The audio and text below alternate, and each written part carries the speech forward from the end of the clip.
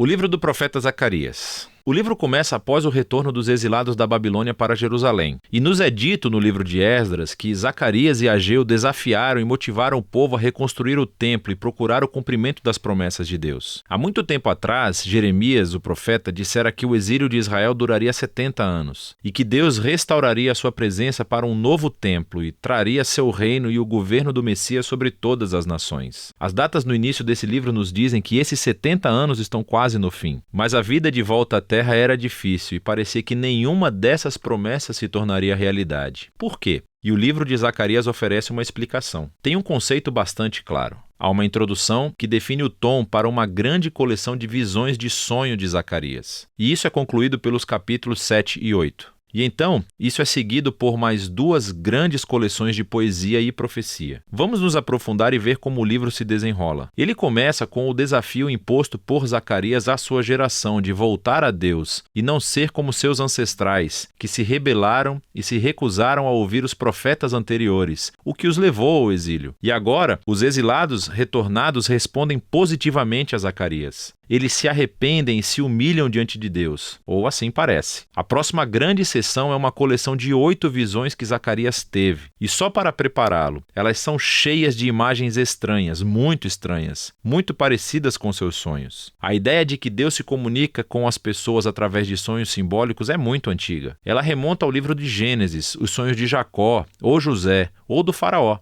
Estes deram significado aos eventos atuais da época, mas também abriram uma janela para o futuro. E assim, Zacarias tem os seus próprios sonhos. E eles foram organizados nesse conceito simétrico muito legal. A primeira e a última visão são acerca de 4 cavaleiros. Eles são como guardas, patrulhando o mundo em nome de Deus. E é uma representação da vigilância atenta de Deus sobre as nações. O relatório é que o mundo está em paz. E, na época de Zacarias, isso se refere a como Deus levantou a Pérsia para conquistar a Babilônia e trazer paz. E então a questão surge agora. Os 70 anos do exílio de Israel estão quase no fim. Agora é a hora do reino messiânico em Jerusalém? E Deus responde dizendo que ele está determinado a cumprir essas promessas. Mas ele deixa essa questão do tempo sem resposta. A segunda e a sétima visões estão emparelhadas porque ambas são reflexões sobre o pecado passado de Israel que levou ao exílio. Então, a segunda visão é sobre esses chifres que simbolizam as nações que atacaram e depois dispersaram Israel, Assíria e Babilônia. Mas então esses chifres ou impérios estão espalhados por um grupo de ferreiros, uma imagem para a Pérsia. O sétimo sonho é sobre uma mulher em uma cesta, e nos dizem que ela é o símbolo dos séculos de rebelião da aliança de Israel. E então, essa mulher é levada para a Babilônia por outras mulheres que carregam a cesta voando com asas de cegonha. Isso é tão estranho. A terceira e a sexta visões estão emparelhadas, pois ambas são sobre a reconstrução de uma nova Jerusalém. Então um bom homem está medindo a cidade. É uma imagem da promessa de Deus de que Jerusalém será reconstruída e se tornará um farol para as nações, que se unirão ao povo de Deus em adoração. E então o sexto sonho é sobre um pergaminho que voa e volta da Nova Jerusalém, punindo ladrões e mentirosos. A ideia é que a Nova Jerusalém é um lugar que é purificado do pecado pelas Escrituras. A quarta e a quinta visões estão no centro dessa coleção, e elas são sobre os 2 líderes principais dentre os exilados retornados, Josué, o sumo sacerdote, e depois Zorobabel, o descendente real de Davi. Então, Josué estava simbolicamente usando o pecado de Israel na forma dessas roupas sujas.